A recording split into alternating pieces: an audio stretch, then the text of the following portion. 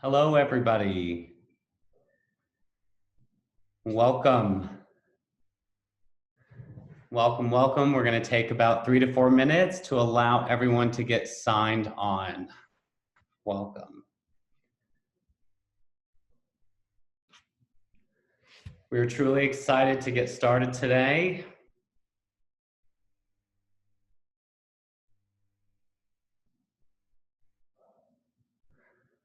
All right. Thank you for joining our first ever virtual summit. Just waiting a little bit here. I see a ton of people signing in, which is super exciting.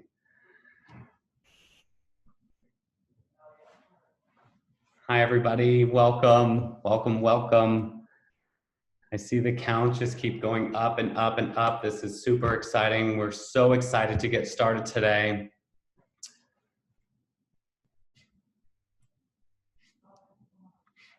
All right. All right, I see the number kind of coming to a halt, so I have a few things to kind of share with you before we get started. Welcome to our first ever virtual summit. My name is Landon Sturm, the general manager here at Cohley Creators, and I will be your host today. I'm sure by now you see my background. Happy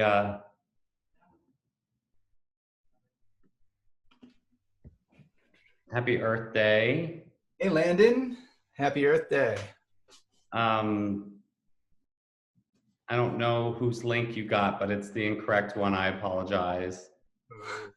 Paul, this is a summit right now. You should log on. You're on the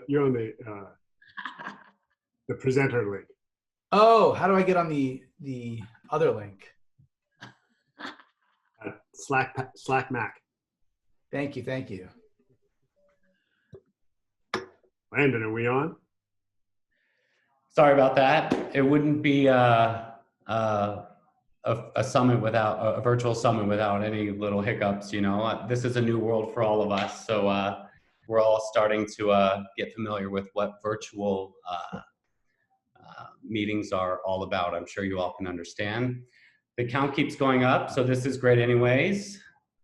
Welcome everybody to our first ever virtual summit. Again, I'm Landon Sturm, GM here at Cohley Creators. And by now, background, happy Earth Day.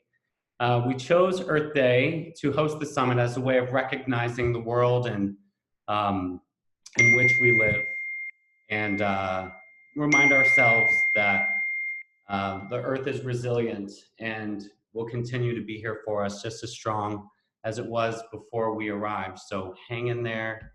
Hope you guys are well, safe, and healthy during these uncertain times. So shifting gears, we got to get moving. You're going to be hearing from 6 incredible individuals as they speak today on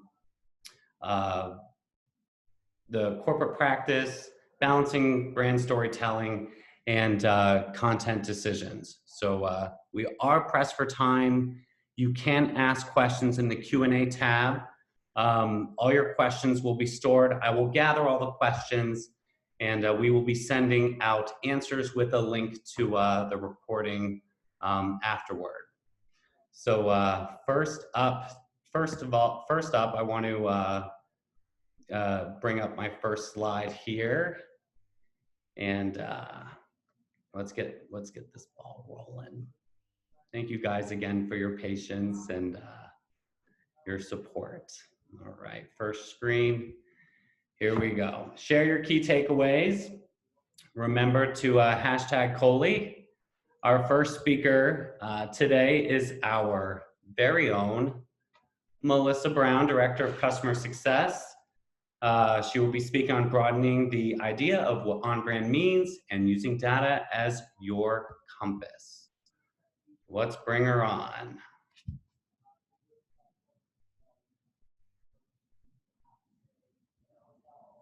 Hi. Hi, how's it going? How are you? Welcome. The mic is yours. Take the stage. Awesome. Thanks so much, Landon. Hey, everyone, and happy Earth Day. It looks like we have a good mix of marketing, e-com, and creatives from a variety of different brands here, so very excited to see that. As Landon mentioned, I'm Melissa, Director of Customer Success here at Cohley, and I'm excited to dive in, particularly when it comes to making decisions around content, which creative to use in ads, or which images should be posted to social. I've been seeing a lot more of this tension between, content that's on brand versus content that might perform well when tested. So I'm just going to share my screen here, and let's jump right in.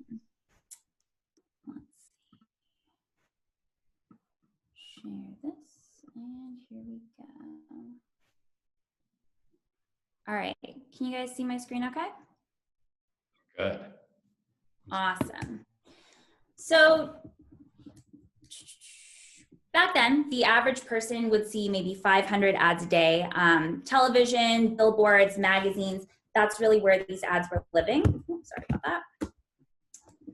And today with the internet, every app you open to either order something like food, or every search you do to help you find that cooking recipe, every time you look at your feed to keep up to date with what's going on, the ads are just everywhere, right? Today, the number of ads the average person sees is up to 5,000. So we've been seeing a lot of changes in content along with this evolution. And to really set the stage for the landscape that we're looking at here, Facebook cited that over 5 million companies worldwide are running ads. Out of those 5 million companies worldwide that are running ads, just in North America alone, of the 1.3 million e-com companies, we have 500,000 companies that are selling physical goods. So a lot of you are probably in this space.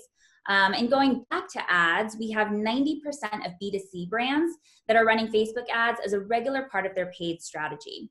So what that means for our target consumers, pouring into 5,000 ads per day for the average consumer that's exposed to these ads that are being generated every day, which is competing against more than 1.8 billion pieces of content a day.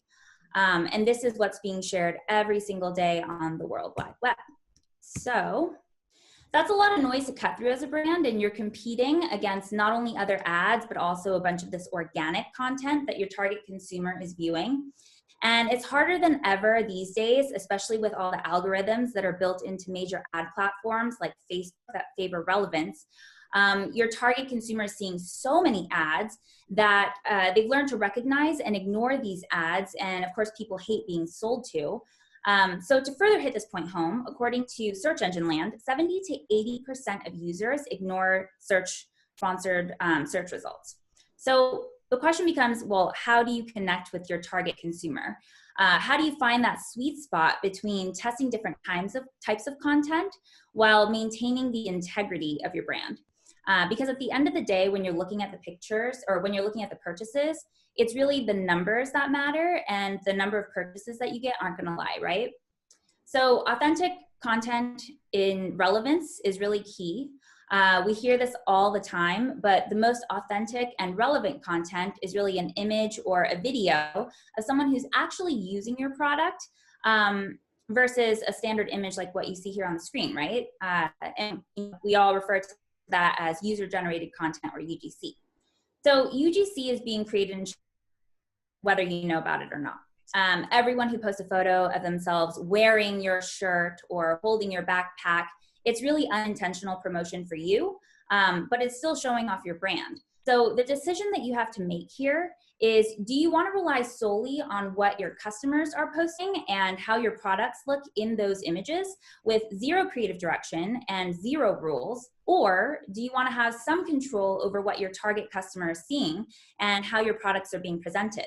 I mean, this is really the origin story of Cohley. You know, it's really why we exist as a company. I'm sure you've all experienced this as you work through your creative.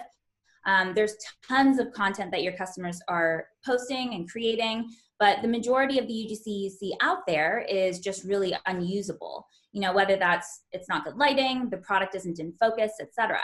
I mean, we see this all the time here at Cohley.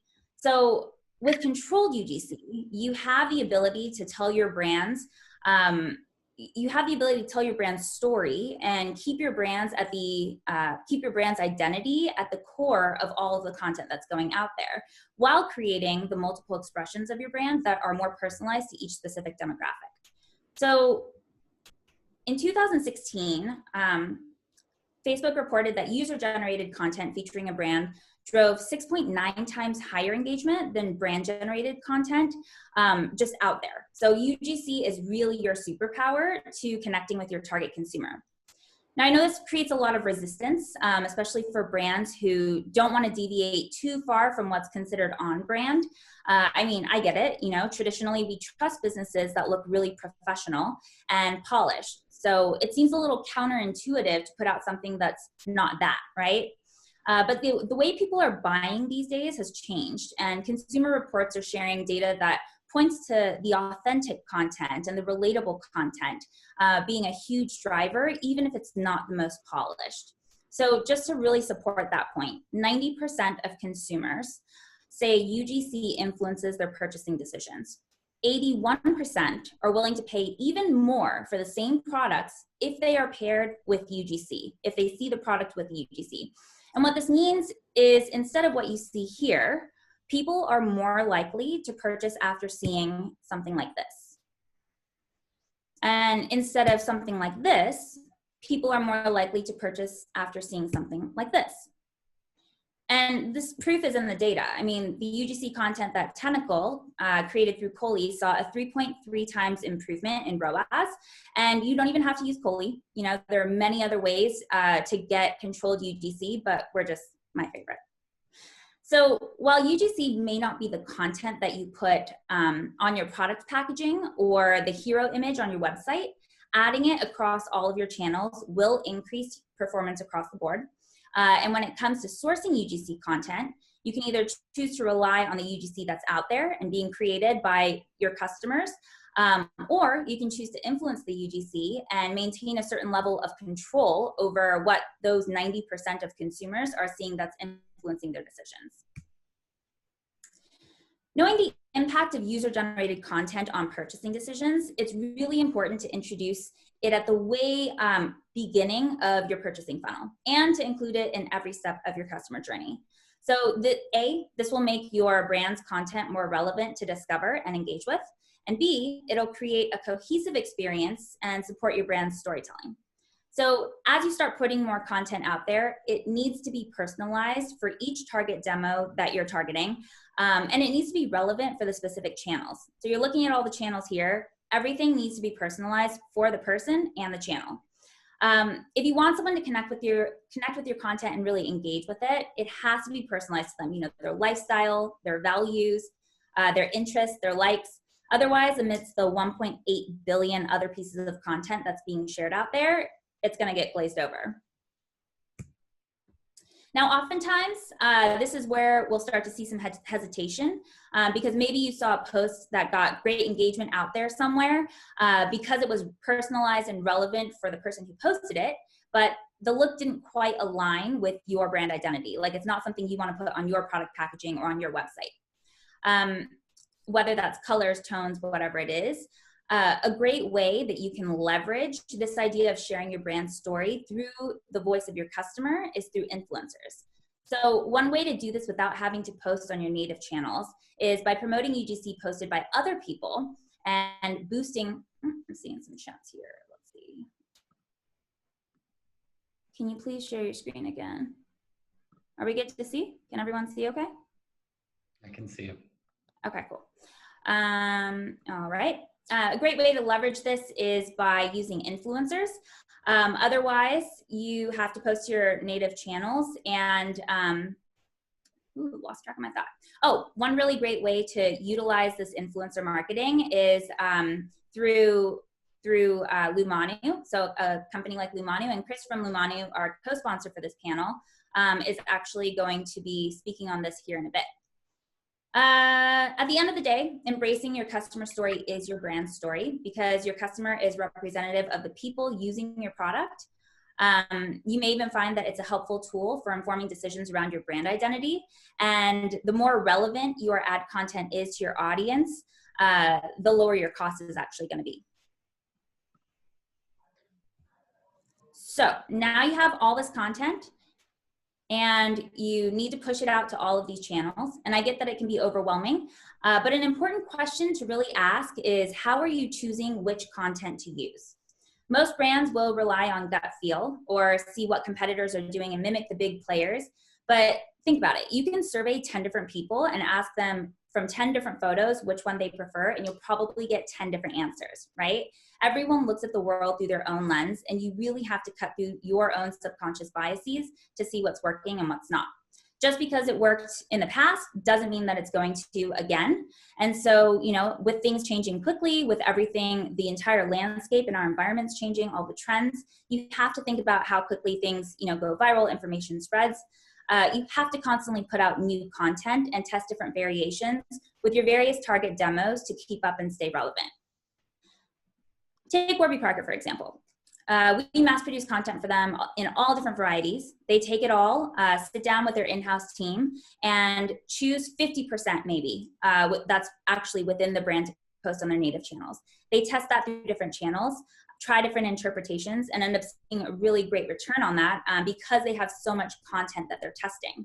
The data really helps you reach people who you also didn't think that you could reach. You know, it'll help you expand into new markets. And we supported this with Stacey Adams and Jeff. He's going to speak on this a little bit later in his portion. But the key is to generate mass amounts of content and test.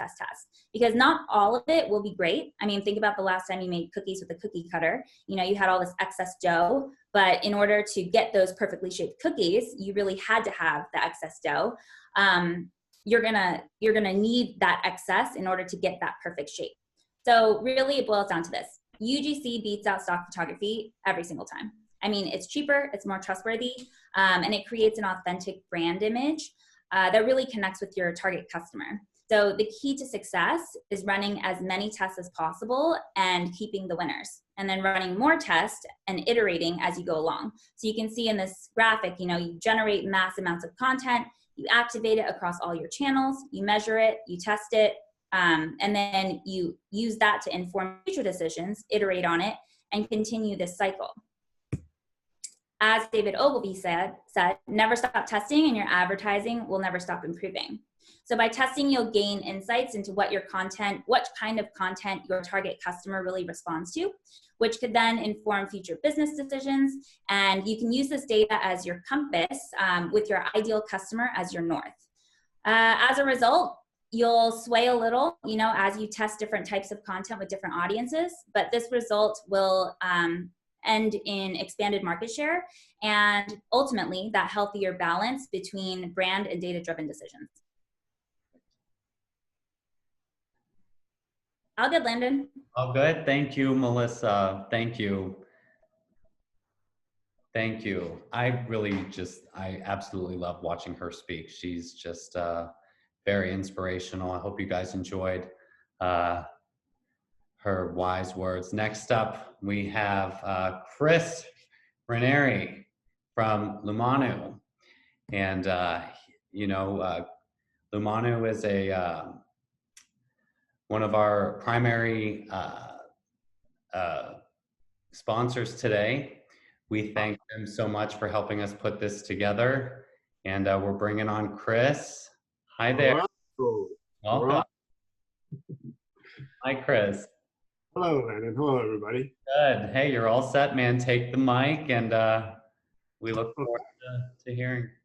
You just share a screen thing and hit the present thing, hopefully. Okay. So first, hello, everybody. Happy Earth Day. I wanted to thank Cohley and all of our guests. A lot going on, but I appreciate everybody. So super excited. So let me walk you through how you can use data to get to the top of the food chain. So first, just so because I do represent Lumanu, I want to let everybody know like kind of what we do. A lot of people will say, what is Lumanu? We are not an influencer discovery. We don't do a influencer contract negotiation. We don't do campaign management. What do? We help you scale influencer marketing by automating the permissioning, so getting your influencers in for whitelisting, and then doing a lot of automation behind content asset management, and helping with simplifying the media buying process. But let's not talk too much about Lamanu. Let's talk about what you guys can do. So what I want to talk about is getting to the top of the food chain in influencer marketing. So the evolution of influencer marketing, everybody on this call, I'm sure, is familiar. Old world, get an influencer, give them some stuff, hope they post something nice about you. Then we moved into taking some of that content, boosting it. And then we went into doing ads 2.0, dark posting. When you get really good, you get into making influencer marketing the foundation of a true multi-channel marketing campaign. So what's that mean? So living at the top of the food chain takes a couple of things. So you need to look at your influencers as the foundation of a larger marketing efforts. This takes a couple of things to do. You've got to use technology to scale. You can't do this with a single influencer manager, a small team. You've got to really think, this is something I'm going to get a big return on. So a lot of the folks that we work with invest in tools for discovery, invest in tools for permissioning, invest in tools for rapid creative testing and even creative editing, a CRM tool and a reporting tool, right? These are the kind of things you need to run a sophisticated marketing campaign. So then, once you have this in place, you're running influencer marketing ads, you need to be able to optimize content quickly. So what you're doing is you're taking influencers, you're using their content, lots of content. You need to have a tool or ability to get that content out within social media channels to rapidly test to see what you're going to get the most engagement from. Once you do that, and by the way, those two steps Lamanu helps you with, such selfish plug. Once you do that, now you've got content that you've definitively proven creates engagement within your audience. So then that content you want to use across multiple channels, a real multi-channel marketing campaign, omni-channel, a little bit, you could use that. But you want to take that and not only put it in social, but you want to put it in email and display, in store, even print.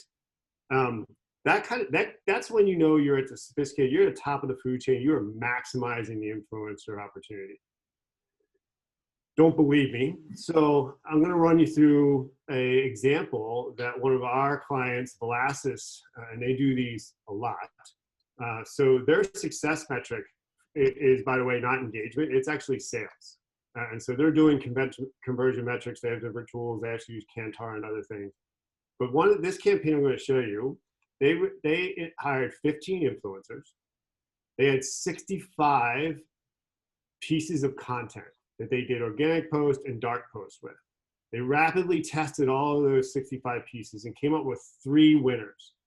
They produced over 7 million impressions, close to 70,000 engagements, and a 0.4% click-through rate. And they got from that 3 winning creatives. They then took those creatives and they ran them through display, email, print, and in-store.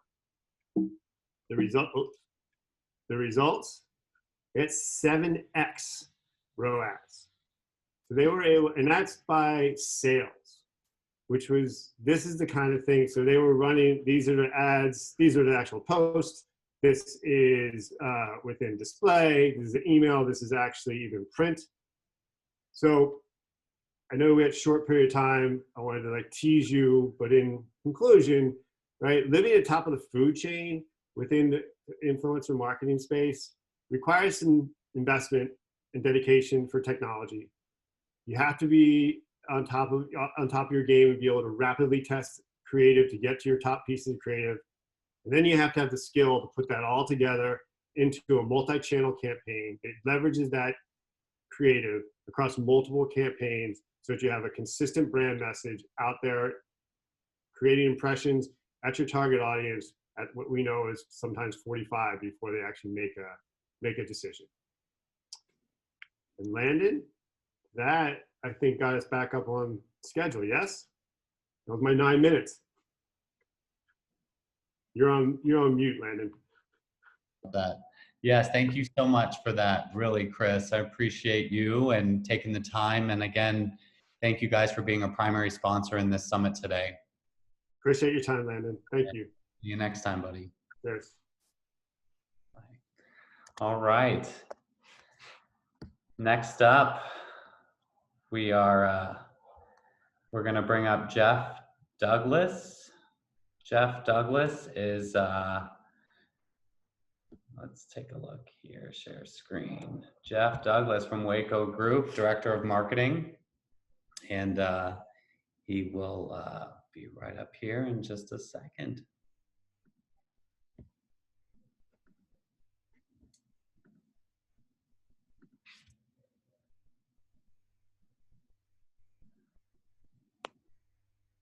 There is a little delay, by the way, so I apologize for that. Jeff, are you there? I'm here. Hi, man. Welcome. Welcome to the summit. We're really excited to have you. Take the mic. It's all yours. The stage is yours. Perfect. I'll share my screen real quickly. Give me a moment. All right. So hello, everybody. I'm Jeff Douglas. I am from Waco Group and wanted to talk about branding and data. So is it oil and water or is it peanut butter and jelly? So first I thought I'd just introduce what we do at Waco. So we produce shoes specifically under brands like Floorshine, which tends to be aware of trends but not trendy guy. Nunn Bush Shoes, which is at the intersection of comfort and versatility. Stacy Adams, which tends to be the fashion guy and is all about color. And Boggs, which is inclement weather and outdoor boots. So essentially we have 3 of our 4 brands that are over 100 years old and have 2 essential issues. One is the society continues to become more casual and we have dress products, as well as we continually need to reposition to appeal to younger customers since we're kind of so old. So what I thought I would do is through the lens of Stacy Adams, one of our brands, I kind of use a case study to kind of show how we are continually rebranding and how we're doing it through some data advising. So first, kind of what did we have and where did we want to go? So first of all, we looked at what data we had available. So website traffic, website demographics, purchase history, purchaser demographics, and then we validated it using a third party so we understand the geographical disbursement as well as some other interesting facts about them. We also had third-party industry reports, including point-of-sale data, so aided, unaided awareness, where we stood in the industry, et cetera, as well as we looked at various reports from good retailer partners, and it tends to be more kind of basket analysis and kind of who we are and who we appeal to. So what we wanted to do is kind of take it a step deeper, and we did a lot of focus groups. And we did this with different segments of people. So looking at all this information and data, we were able to kind of segment our groups into various segments and wanted to be able to understand what roadblocks we had ahead of us, who we were talking to, their thoughts and feelings on various pieces of our business and our brand. And so as we kind of do that, and I don't know if anybody's had a lot of focus groups, there's just a lot of information that comes out of those. So we really wanted to come out of that with a true north. Like, what are we going to do over a period of time? What can we really focus on? So we focused on pulling out common threads across all those groups that really endure over time. And one of the things that we found that would really kind of allow us to do that is MRI statements. And MRI tends to be more about media usage, but it's a very long questionnaire that allows us to pull out specific questions people answer in a very specific way. So we came up with these 3 tenets. I dress more fashionably than most.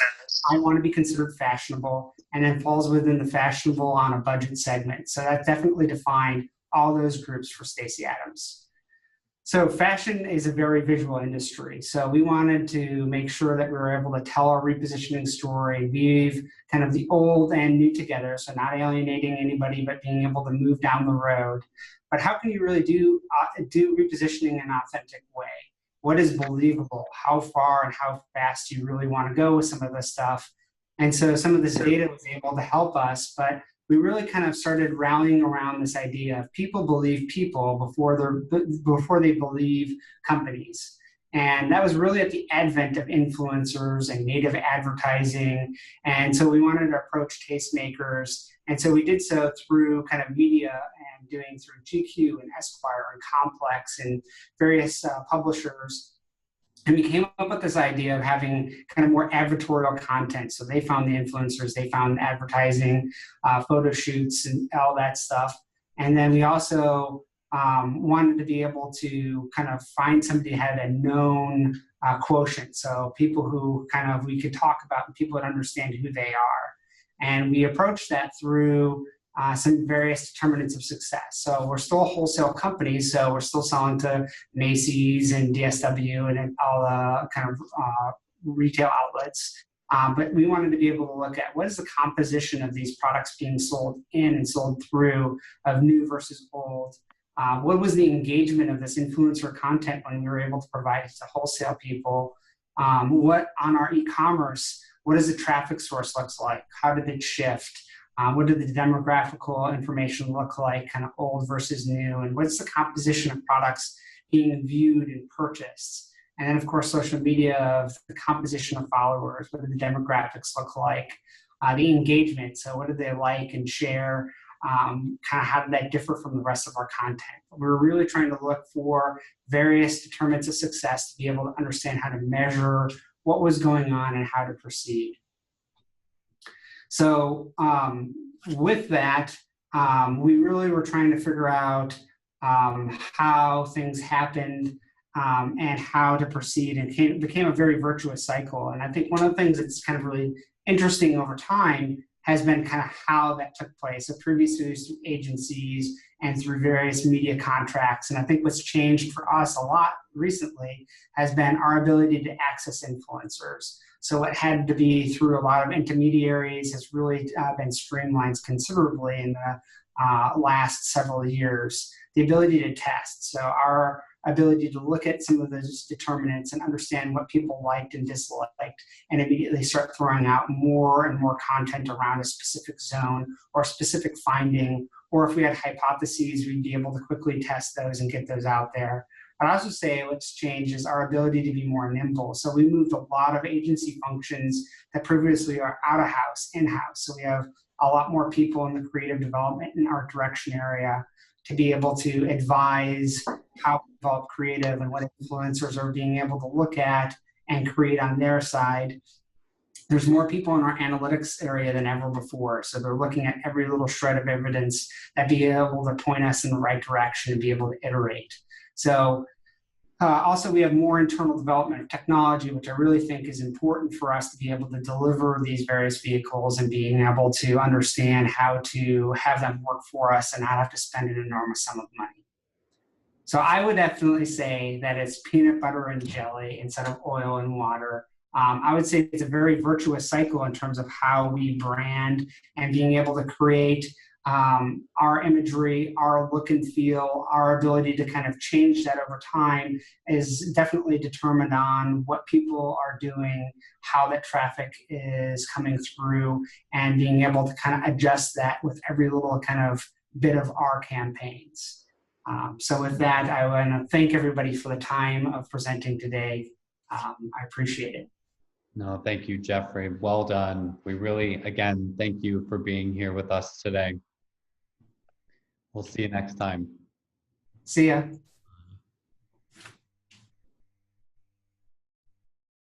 All right.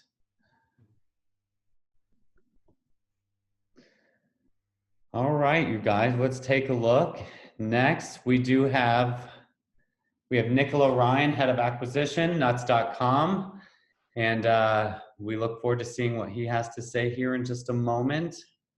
Couple shout outs here real quick as we're waiting for Ron, Boppy, Miss Moo, Spatty, AO, Caveman, MD Complete, Swig Safe. Thank you guys. These guys were a big part of a virtual swag bag that we put together, and we will be sending those out to lucky first 50 who registered with us. So let's bring on Nicola. I hope everyone's enjoying this so far as much as I am. Hi, Nicola. Hi. Hey, Landon, how you doing? Good. Get started, man. The mic is yours. All right. Great. Thanks so much for having me, guys. Big thanks to Tom, Landon, and the Cohley and Lamani teams for putting this together. I'm Nicole Ryan. I'm the head of acquisition here at nuts.com. I'm going to share some slides, and today I'll be talking about marketing with purpose, specifically in relation to COVID-19 and nuts.com's response, as well as hitting a few more general points on brand data and how we are going about creating new content as a company.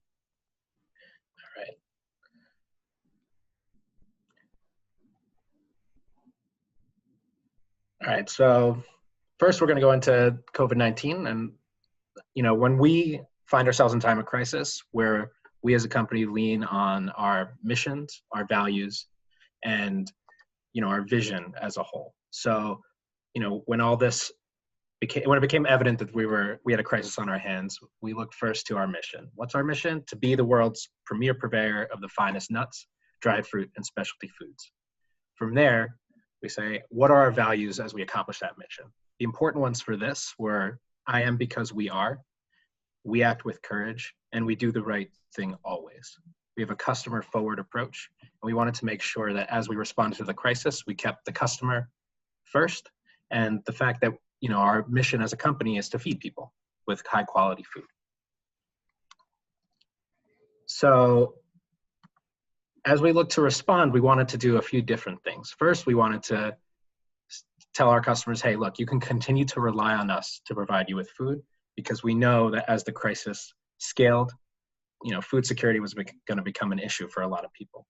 So the first thing we did was we reduced our shipping threshold. So before you had to pay $59 to have product shipped for free. We reduced that to $0, so everyone could get product shipped for free for the first couple of weeks. There reached a point when volume was too high for us to continue to do that. But for the first couple of weeks, we provided that security for people. But we wanted to do more. So we got in touch with Feeding America. You can see on the bottom right here. We added to our homepage a fundraiser. And what that looked like was a matching fundraiser to provide meals for people through Feeding America, which is the country's largest charity organization that operates a series of food banks and food pantries, and provides a support, both financial and in terms of actual product. So we did this fundraiser, which was just an on-site fundraiser. People could donate. We would match that dollar donation and provide funds. But then we also wanted to do a little bit more. So we came up with a specific SKU. This was our best-selling trail mix. We dropped the price on the trail mix and also added a $2 per unit donation for the trail mix to try and drive volume and allow us to increase our donation, in two ways. So if people didn't want to just donate money, but they also needed food, they could look to this, and we could provide funding there as well. And, when we think about how this fit into our larger mission, Feeding America seemed like a natural fit. Not only could we do this, but we're also looking at providing them with food, as food security continues to be an issue. We know that we can provide grains, beans, and things like this to their food pantries directly. And the response to this series of initiatives was incredible. We had a 9.4 NPS score, which is a measure of customer satisfaction. Week to week, that shot up from 8.9. So this was a pretty big difference when you're up. It's on a 10 scale, so when you're up that high already, any sort of incremental improvement is good, and that much of an incremental improvement was huge for us. Okay, so that was crisis and how we responded to it. Now I just want to talk a little bit about data and brand development for us as a company.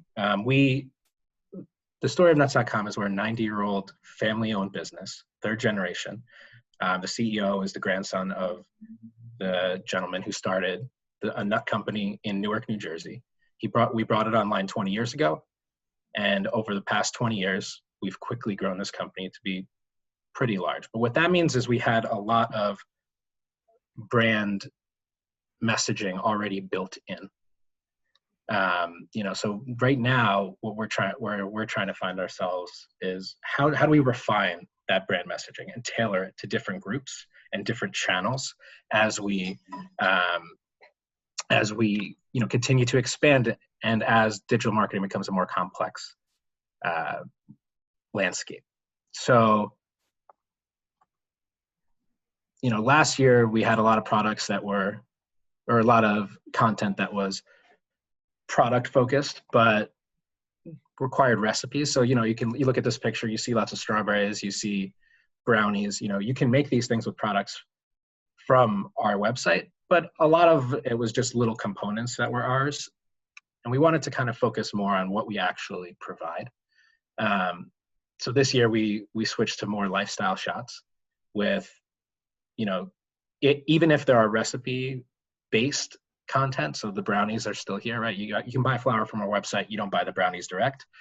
We wanted to include products that we do sell directly, so that's why you're seeing these chocolates over here, the truffles, which we sell on site, and these little M&Ms as well. We found that this has been really helpful in terms of both driving engagement and driving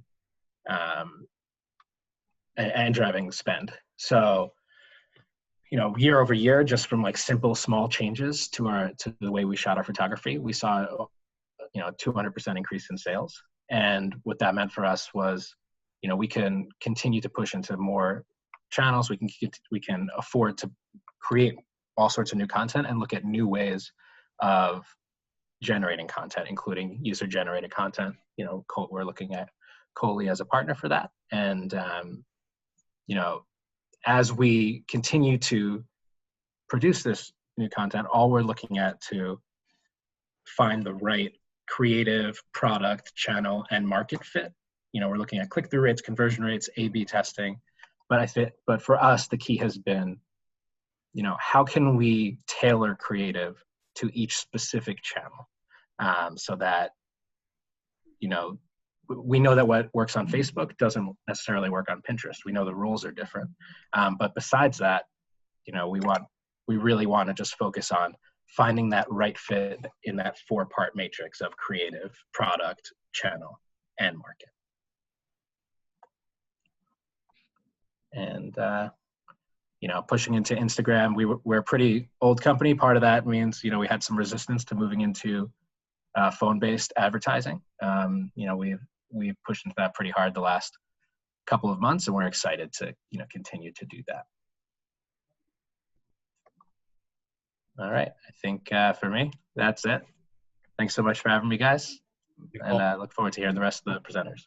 Nicola, I'm sold. I want every single thing right now that I just saw on that. Hey, well, we could send over some samples. Yeah.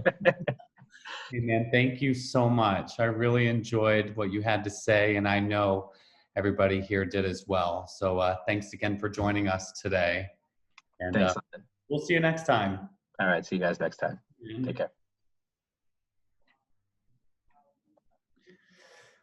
All right, you guys. Well, our next speaker is Kapua Browning.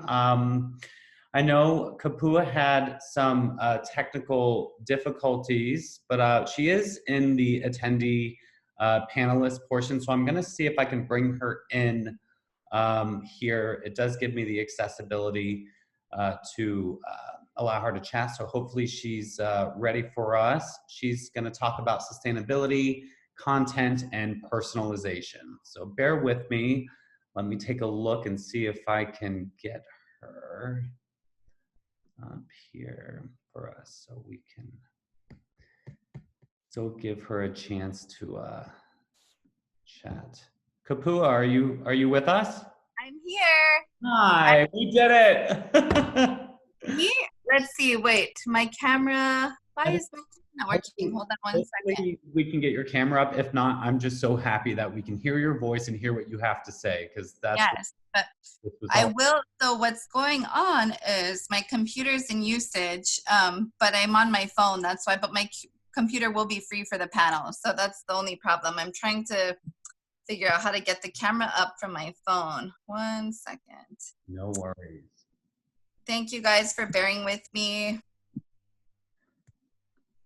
Okay, well, I will actually run through then the speaking, but for sure I will have my techie husband who knows how to do everything up and running with me. for the actual panel on the computer. So we will be all good by then. All right. So thank you guys so much for having me. This panel has been just wonderful and very informative to listen to. And I feel my portion at the end, we're going to kind of finish up with more of a talk story. I don't have any I don't have any slides to share. I'm just really going to share more about our brand story, and for me, the importance of balancing and using data, but not letting it get lost in the brand story. Or not letting your brand story get lost in the meantime. Can everybody hear me? You're good. Okay, wonderful. So happy Honua Day. Honua does mean earth. And I decided to name the company Honua when it grew into an actual worldwide skincare line, because I wanted to give credit where credit was due. I feel the reason our products are truly magical and work is because these botanicals that are born from our earth. And let me step back a little. I didn't really introduce. I'm the CEO of Honua Hawaiian Skincare and founder. And we are a traditional Hawaiian skincare line based on Hawaiian healing and methodologies. And for us, I've been formulating for 10 years now, and I never really had the desire to start a skincare company in the beginning. I just really wanted to treat my facial clients holistically. I wanted to be able to give back to our local farms and utilize our ingredients and heal the skin using traditional Hawaiian medicine, a healing practice that I had found benefit in for years. And fast forward, to years later, the cost of living in Hawaii just got to be really extreme. There's a huge exodus of Hawaiian families from Hawaii, and it forced our family to move away 4 years ago to California so that we could get a home and better job for my husband and that whole thing. But what happened was beautiful. It kind of organically grew this brand Honua. It turned from my apothecary spa cult following into a skincare line that I can now share with the world. And I'm able to really give back to our farms on a larger scale. So when we talk about branding, I didn't create a brand. I didn't have to think of it or figure out anything. It's really, I am the brand. Our family's the brand. Our farms are part of our branding. And it's a story that we walk and breathe every day. And so for me, the first 3 years, we're still we're a baby company. We're just going on 4 years, but we were lucky enough to see the benefit though of user-generated content from the beginning, from our own little kind of cult following we created. And they would share our story because they felt so passionate about it. And they started using the products. And now in year 3 though, we really wanted to figure out how to grow so we can even give back on a bigger scale. And that's when we reached out to Cohley. We wanted to tap into another market and really understand how to use this data, which we never had to do before. And so this has been a whole new lesson for me. And I'm really realizing that data is very important to understand what influences our audience. But in the same breath, really, that's exactly how we use it.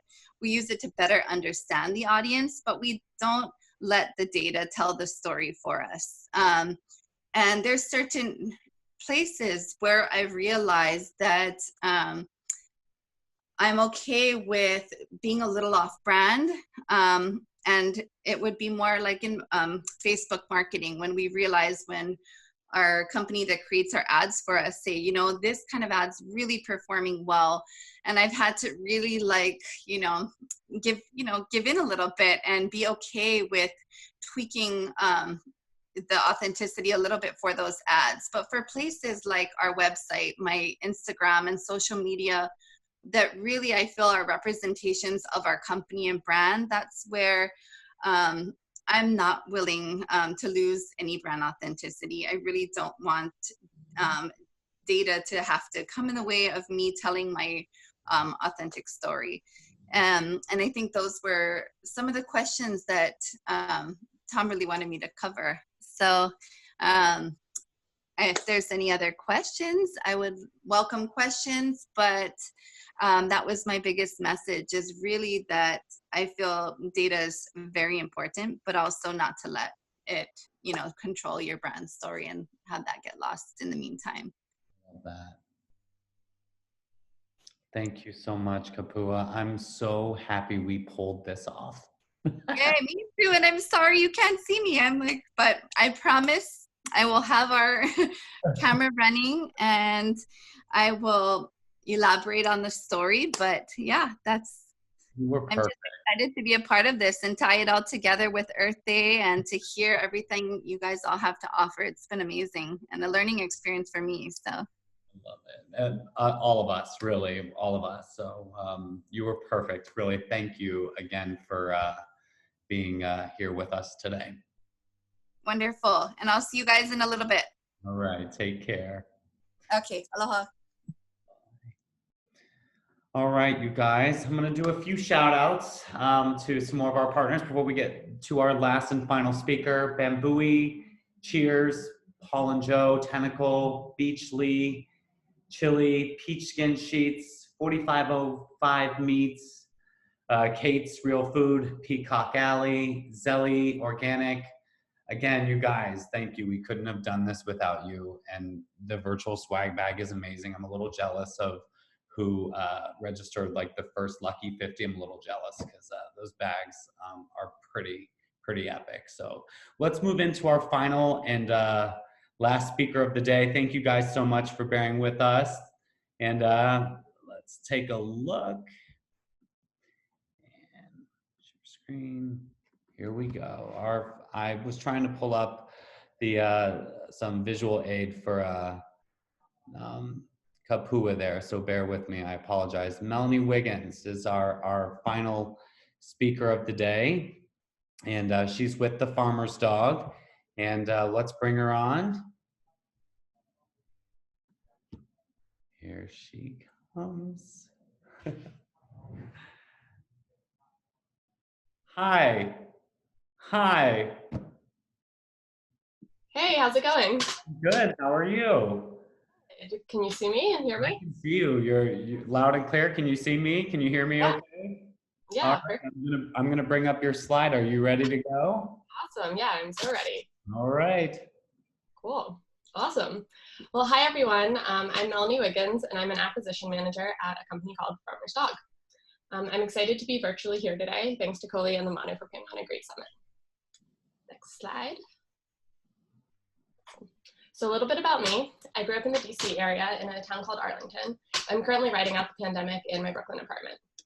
Unlike many of my colleagues, I unfortunately do not have a dog, but I do foster rescue pups, which is what this picture is of. It's one of my recent fosters. On the day that I went to pick her up, she was very friendly, and don't worry, there will be lots of dog pictures in this presentation. I figured we could all use that right now. So I started my career in organic social media management, but I quickly moved to paid social at an agency-like role at a company called Sprinkler.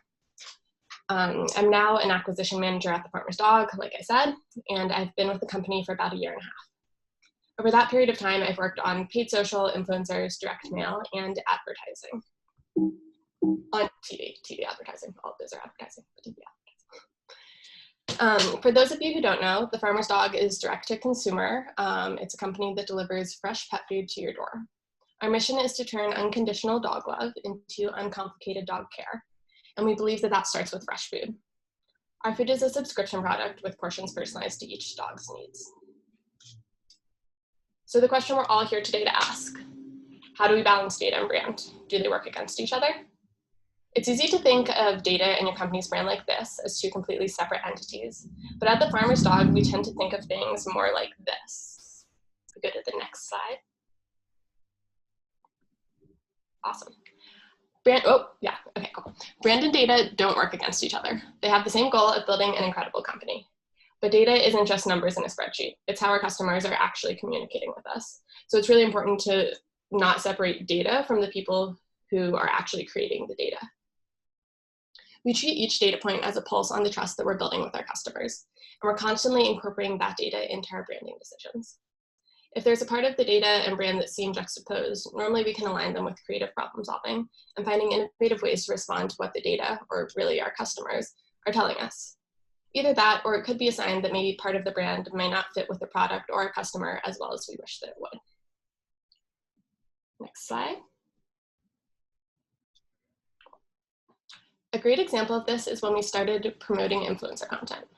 We saw a lot of success with organic influencer content and began working with Lumanu to whitelist these influencers and promote their videos on Facebook and Instagram. We saw really efficient results with these ads, which for us means strong data performance on CTRs and CPAs. So we knew that this type of content was resonating with and mobilizing our prospective customers. However, we did have some hiccups with the brand team. Several of the influencers used hyperbolic phrases, saying things like, "I'm obsessed with my dog," or like, "I'm that crazy dog mom," things like that. But in order to present ourselves as an option for all pet owners, we tried to steer away from that type of language. So our brand team wanted to make sure that we had ads that worked just as well as the influencer ads did, but had more controlled messaging. We analyzed the influencer content to figure out exactly what was resonating with our customers and brainstormed ways to replicate that success with brand sanctioned creative. We concluded that what set influencers apart wasn't the name recognition, which is what we initially thought, but rather that people were drawn to the real first-person narratives and seeing pet owners interact with their dogs in an organic way. Armed with these learnings, we started brainstorming new creative and decided to use real customers to create testimonial ads, where we could see them play with their dogs and tell a story about their dog and the farmer's dog. We also revised our influencer creative brief in order to include more specific guidelines. By doing this, we were able to use both non-branded and branded content to achieve the same data-driven goal. Next slide. Awesome. Because data and brand are so closely aligned for us, they are two of the three factors in our customer-centric loop. At the farmer's dog, the customer is at the center of every decision we make. And for both the good of the customer and the good of the company, we operate in this loop.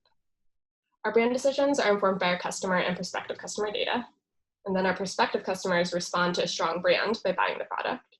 Then the more people we have engaging with the company and buying the product, the more data that we have to then inform the brand, et cetera, et cetera. All of these factors work together in order to make sure the customer has the best experience, which then establishes trust between us and the customer. This loop takes place at every stage of our other favorite loop, which is on the next slide, our customer journey. So as opposed to thinking about marketing as a linear funnel, we think of it as a continuous loop like you see here. The outside circle represents the acquisition journey, with consideration representing prospecting and then evaluation representing retargeting. And the inside circle represents retention. By thinking about the journey as a cycle rather than a destination, we're incorporating customer loyalty and considering how things like repeat purchases, word of mouth, and referrals feed into the traditional funnel. At every stage of this journey, if you could go to the next slide, perfect. So at every stage of this journey, the little data brand loop occurs. When approaching prospecting, we're looking at what our prospective customers are telling us through the data, and then incorporating that information into our brand in order to propel them toward the product, just like in the influencer example.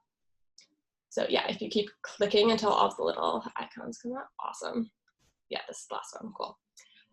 So we use this type of approach at every single stage of the journey to ensure both continuous improvement on our part and also the best possible experience for our customer. Because the customer-centric loop is so adaptable and versatile, we're also able to use it when responding to external factors, which we'll see on the next slide. Even when facing a time of crisis like we are today, we're able to use this loop.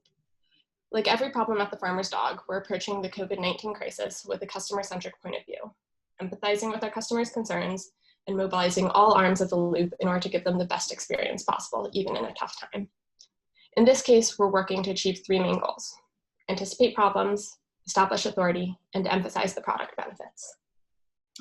Next slide.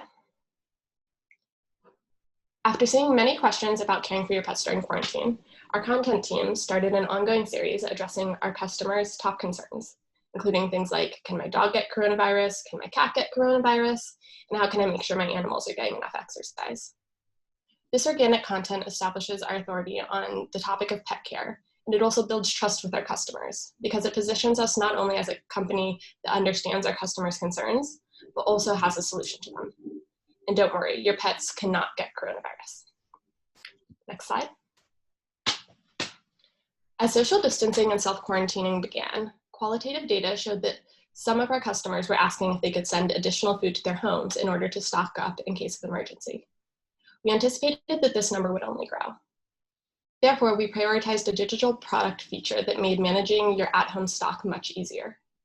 We proactively sent out an email to all of our customers explaining the new feature and how to use it, which you can see in this GIF. By listening to our customer data, we established trust with our customers and assured them that communication lines are open and we're here to help. Next slide. Finally, we found ways to emphasize our product's convenience and ease in a time like this, without exploiting the situation or directly addressing the crisis. We did this by leaning into delivery messaging with our ads, both by changing the copy in old ads, as you can see on the left, and creating new ads, as seen on the right. Delivery is a value prop that we typically consider tertiary. And so although we include it in some variations of copy, our prospective customers typically have a stronger response to messaging about health. However, due to our current circumstances, we're really leaning into delivery messaging and have seen it resonate much more than usual with our prospective customers. We want to make sure that it's as easy as possible for prospective customers to know that going to the store for dog food is one less thing they have to worry about. So if we go to the next slide. There you have it, our completed loop in integrating brand, data, and product in order to create the best experience possible for our customer.